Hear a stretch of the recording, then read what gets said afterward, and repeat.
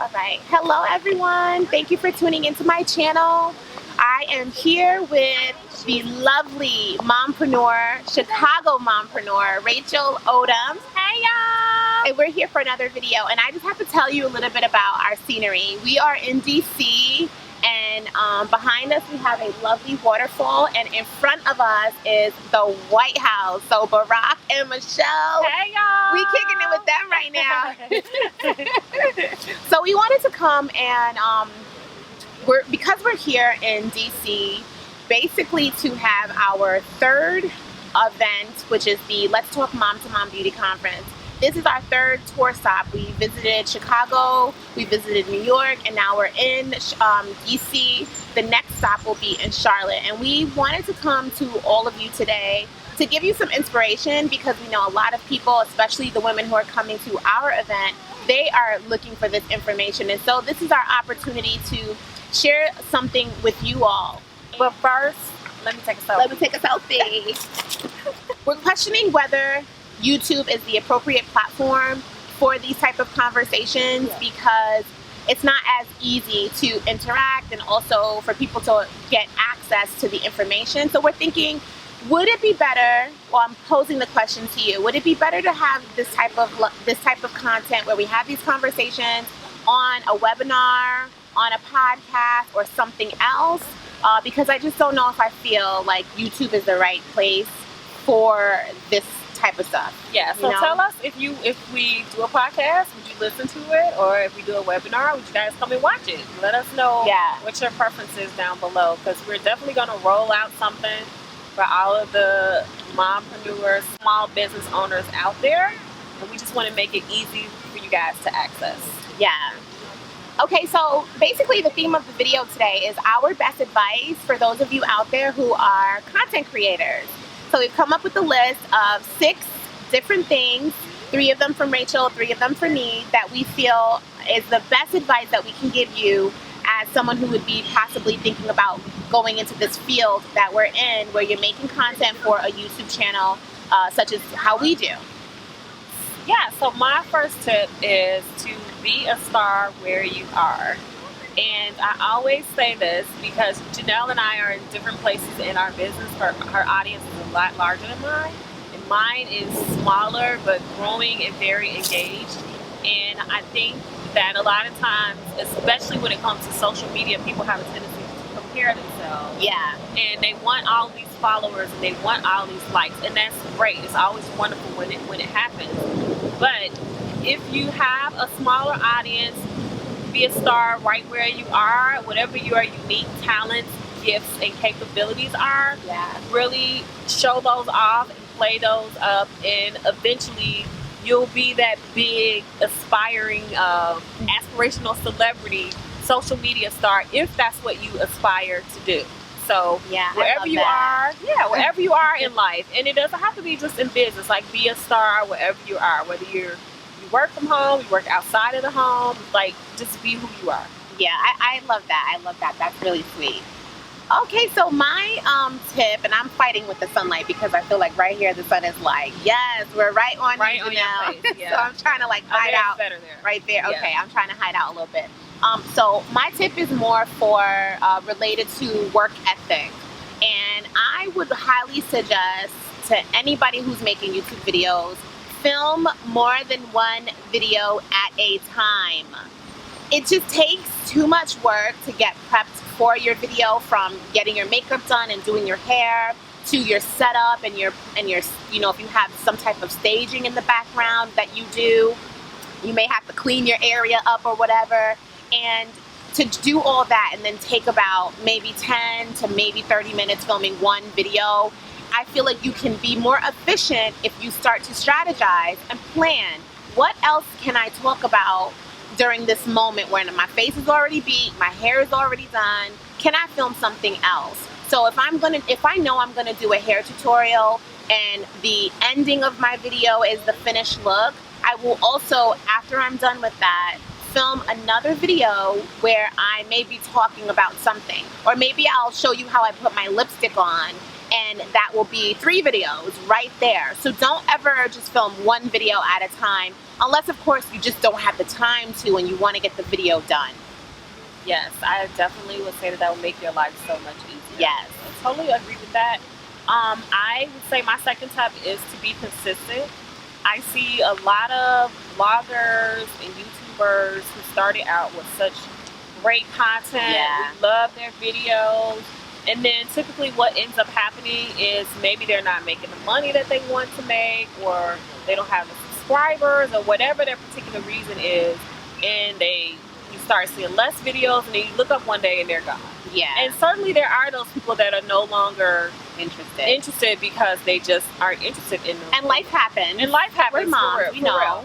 But if this is what you really want to do, you have to be consistent with uploading content, depending on whatever platform that is. Once a week, twice a week, 3 times a week.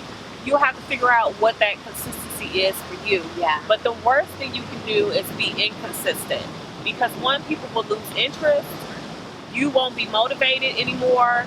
And so whatever that schedule is that works best for you and helps you put the best content out there on a regular basis, be consistent. Yeah. And if you do have to leave, I think you should let your audience know, so that they're not unaware of what happened and they know you're coming back.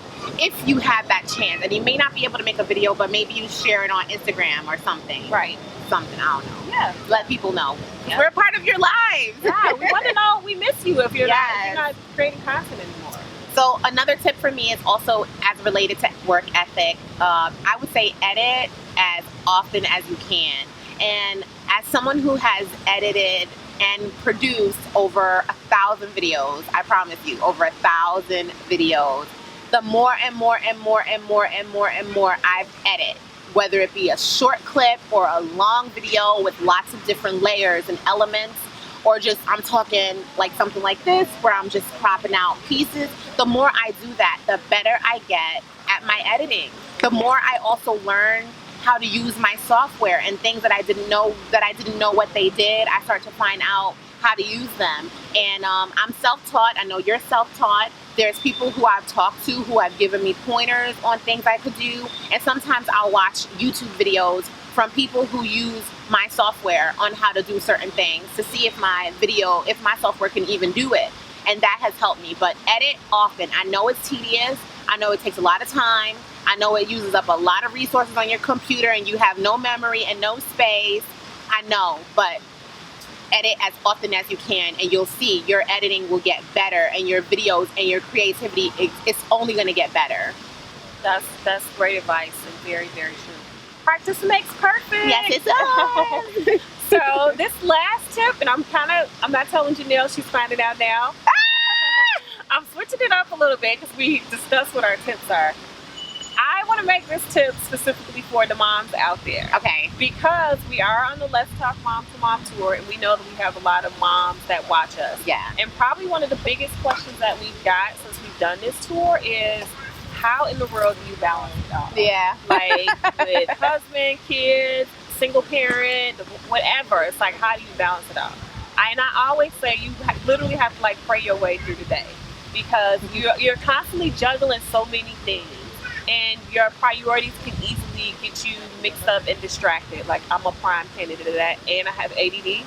So sometimes I'll be like all over the place, and I have to like rear myself in. Okay, God, what do you want me to do right now? And it can be frustrating because it's not always like that audible voice that you want. Yeah. But just really having some sort of a spiritual life.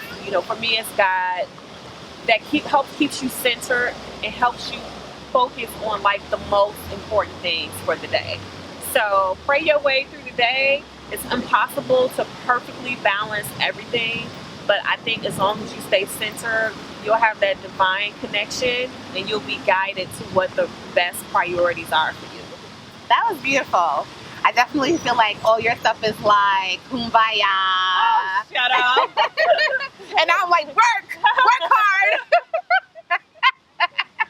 Well, after you pray, go to work.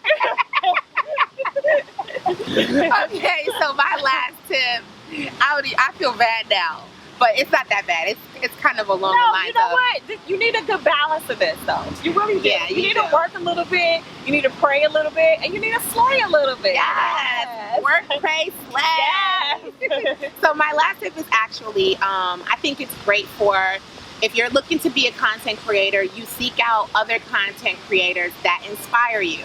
And obviously, depending on where you're at right now, you may feel somewhat intimidated with approaching someone who has a very large platform, and maybe you approach them and you don't hear back from them, and now you feel you're in your feelings and you're like, oh, I don't like her no more because she didn't reply to my email. I'm not saying to do that, but what I'm saying is maybe there's people who are either in the same area around your level and greater, like myself, whom you should reach out to that inspire you, because you never know who's going to be able to support you and bring you on as a mentor. And I myself have done that for a lot of people, where they'll ask me questions and they'll pick my brain, and I am forthcoming. I share all of that information. I have no secrets to hide, because this is not only for me. And when I leave here, I want to be known for what I did. Which you definitely will. Thank you. Yes. And for who I helped. Like, that's what I want to, that's who I want to be, but I know the value in sharing information with people and asking questions for people and just getting some support. And that's what I would highly recommend that you do, because there's things that you just won't know. I remember, you might think it's crazy, you might know about this, but I remember when you were telling me about the marble contact paper. I will never forget that. We were talking about, and if y'all know what marble contact paper is, I'll let Rachel explain it.